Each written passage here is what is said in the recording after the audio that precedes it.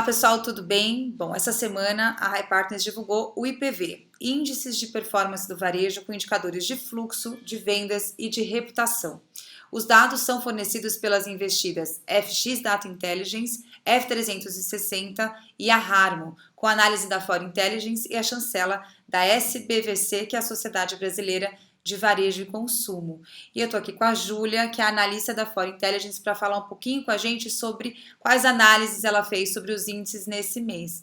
Júlia, tudo bem? Eu quero que você diga um pouquinho o que você pôde observar ao analisar o fluxo e as vendas no varejo na comparação com abril de 2020. Oi, Flávia, tudo ótimo por aqui.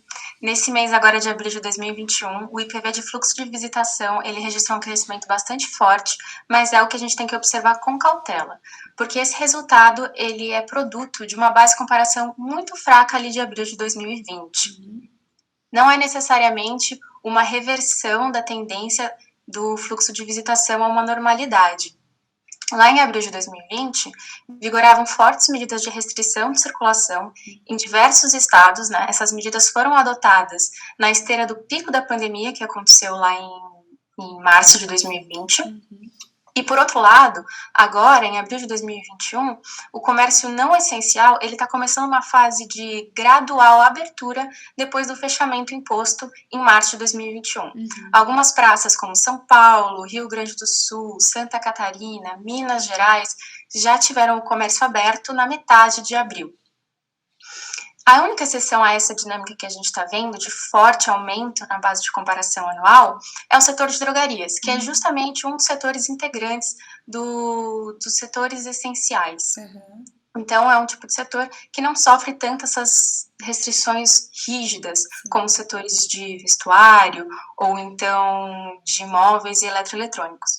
Esse setor em especial observou uma contração anual, né, no fluxo de visitação de 26%, na contramão do agregado do IPV. E também as nossas variáveis que indicam como é que está a performance das vendas tiveram um comportamento um pouco diferente.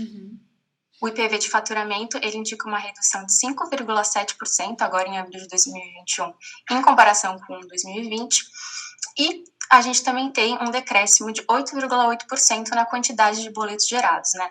Então, não é algo tão positivo quanto as variações no fluxo. O fluxo subiu, e obviamente, então, porque estava fechado no mesmo período do ano passado, e as vendas caíram, o que quer dizer que, na verdade, agora o comércio abriu, né, no fim, e a performance de vendas, então, ainda está tentando se recuperar, tem uma retração grande, né? Exatamente. Essas medidas, elas, na verdade, o IPV de fluxo, ele é bem sensível a essas medidas, porque elas impactam diretamente a circulação de pessoas no varejo. Em contrapartida, a performance de vendas, ela é indiretamente afetada por essas medidas, ou seja, ela é afetada pelo efeito que essas medidas produzem na economia, na renda das pessoas e outros indicadores econômicos. Sim. Muito bem. E aí, a gente teve a divulgação também recente da APMC, que é a Pesquisa Mensal do Comércio, né, do IBGE. O desempenho desse indicador, ele está alinhado com o IPV?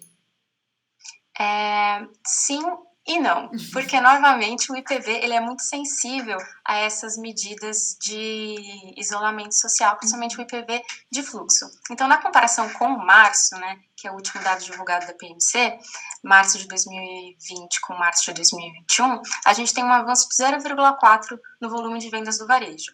Nesse mesmo período, o IPV ele indicou para a gente uma contração de 48% no fluxo de vendas. Isso, novamente, é explicado por esse impacto direto dessas medidas sobre o fluxo de visitação.